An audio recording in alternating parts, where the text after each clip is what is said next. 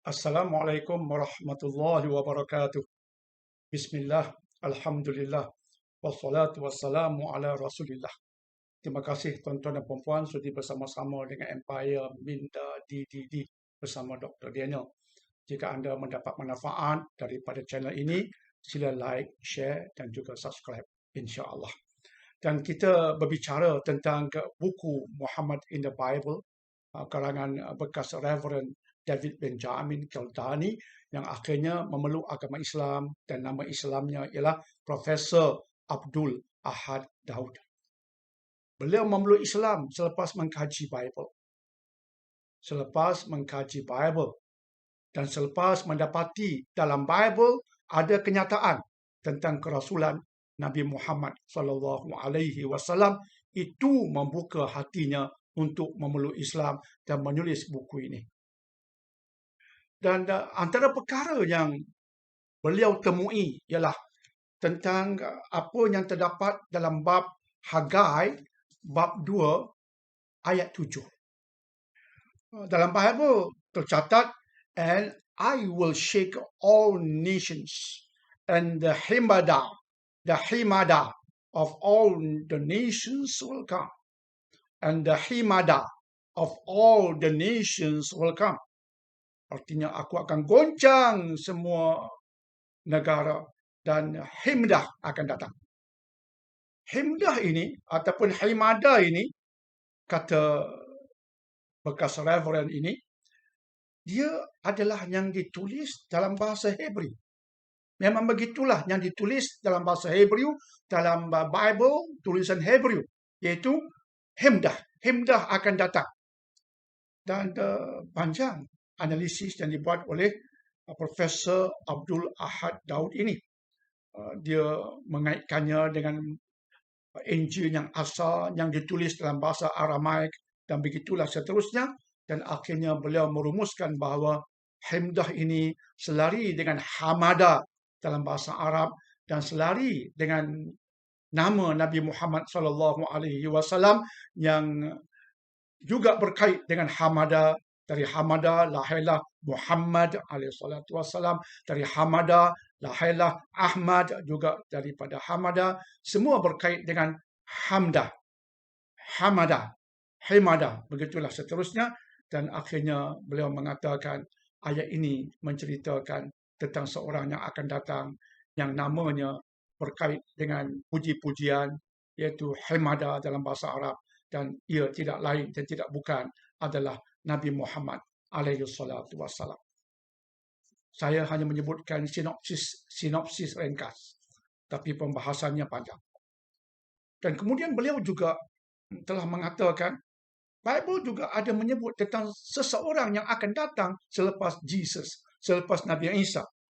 Dan dia digelar sebagai Periklit ataupun Periklitos. Sebagai contoh, dalam Gospel St. John, bab 16, ayat 7, Nabi Isa ada berkata, "Nevertheless, I tell you the truth.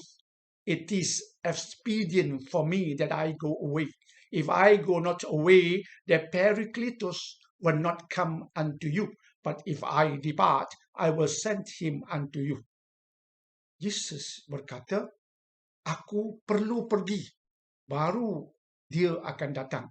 Dan dia yang akan datang selepas aku pergi itu ialah Periklitos. Maka Profesor Abdul Ahad Daud mengkaji Periklitos.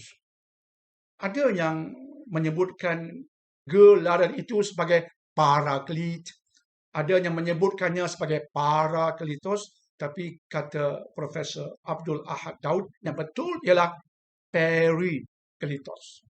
Dan Periklitos dalam bahasa yang asal bermaksud the illustrious. The illustrious, dia yang terpuji, selari dengan Ahmad dan Muhammad, yang juga membawa makna the illustrious, dia yang terpuji. Maka perbincangannya juga panjang, tuan-tuan dan puan-puan. Panjang sungguh perbincangannya tentang Periklitos ataupun Periklit yang kita sebutkan tadi. Tetapi Ruhnya seperti yang saya sebutkan tadi, bahawa ia menceritakan tentang seseorang yang akan datang selepas Nabi Isa. Lantas bukan Nabi Isa yang terakhir alaihi salatu wassalam, tapi ada seorang yang lain selepas Nabi Isa yang akan datang, dan dia digelar Perikles, yang bermaksud yang amat terpuji, the illustrious one, yang amat terpuji, selari dengan Ahmad dan Muhammad alaihi salatu wassalam. Dan ada lagi yang disebutkan yang ada berkaitan dengan Nabi Muhammad alaihi salatu wassalam bagi Profesor Abdul Ahad Daud, seperti the Son of Man dalam Bible. Bagi beliau, ia juga merujuk kepada Nabi Muhammad sallallahu alaihi wasallam. Kesan kajian ini, kefahaman ini di sisi bekas Reverend David Benjamin Kildani menyebabkan beliau akhirnya memeluk agama Islam. Dan saya terkesan amat dengan buku ini ketika remaja.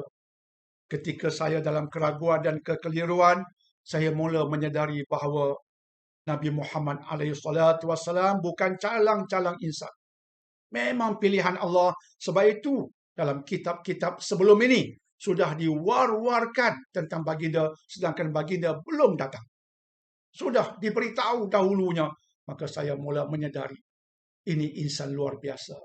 Dan saya mula terbuka hati untuk alhamdulillah mengkaji tentang baginda dan mencuba semampu boleh untuk mengikut baginda alaihi salatu wassalam.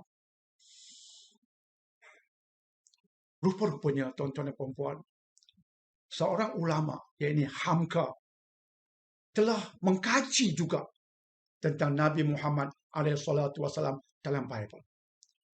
Dan beliau telah menulis penemuan beliau itu dalam kitab tafsir beliau, iaitu Tafsir Al-Azhar oleh Hamka.